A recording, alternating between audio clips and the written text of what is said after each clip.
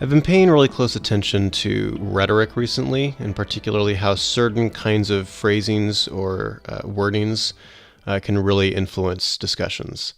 And I've become very frustrated with one in particular, which is the language of force as applied to pro-life people by pro-choice people. I think it's an extremely dishonest description, although for many pro-choice people, they don't really realize it. It's a very inaccurate way to describe pro-life people. But it kind of sounds like it fits, and they hear it and it connects in their minds and they just kind of go with it. So I wrote this piece to try to explain why it's dishonest rhetoric and try to just really focus on this specific aspect of the discussion. This is not a resolution to everything connected to this topic.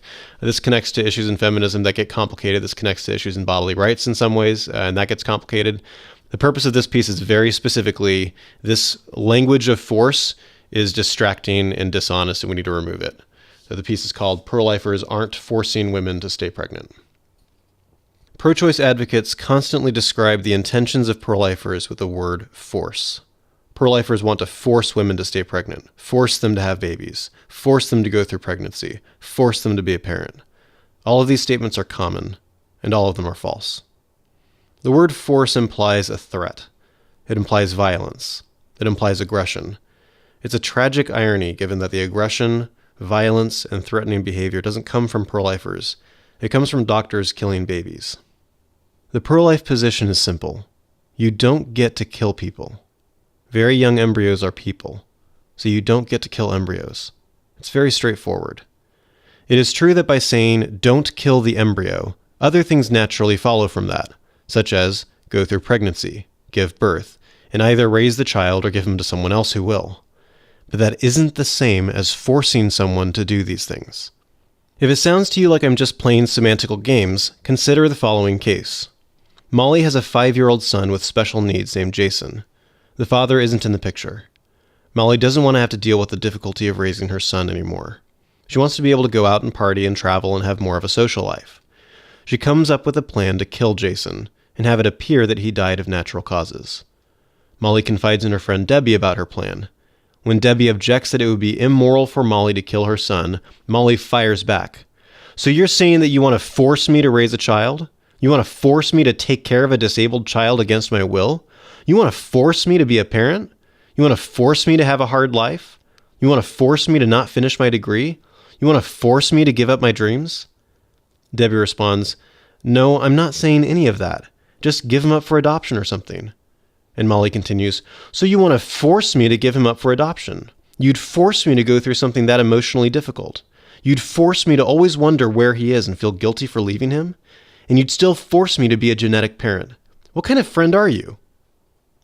It is misleading, intentionally or unintentionally, to respond to someone saying, "don't kill a child," by saying, "you're forcing me to do something."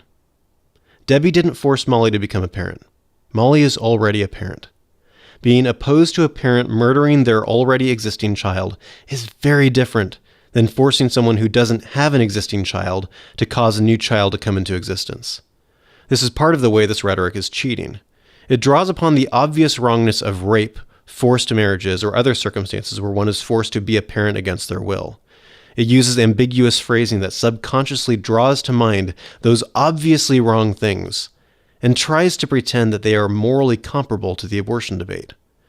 I think many pro-choice people that use this language aren't conscious of these unfair comparisons, but the unfair comparisons are there, and it's part of why this language has so much rhetorical force.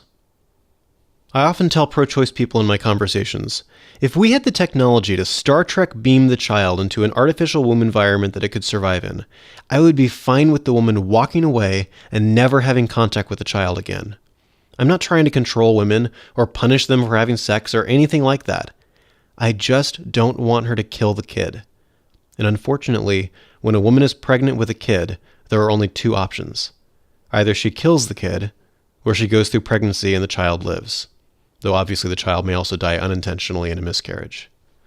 Saying "don't kill" has consequences. For Molly, it means a difficult life.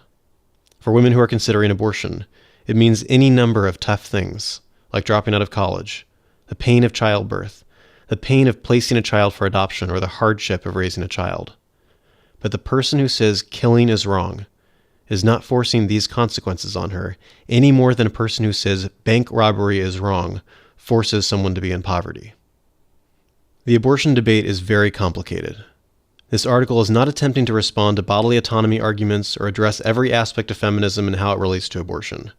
My concern, for the moment, is with misleading language and how it affects people's minds. In some misleading sense, it's true that Debbie is forcing Molly to be a parent, have a difficult life, etc. It's close enough to an accurate statement that it's understandable how someone would think that phrasing fits and then become attached to it. In the same way, it's kind of true that pro-lifers are forcing women to be parents, but only in the same misleading way. Even a pro-choice person should agree with me that it is misleading to say that Debbie is forcing Molly to be a parent. And if it is misleading language in that case, then it is misleading in the case of pro-lifers and abortion.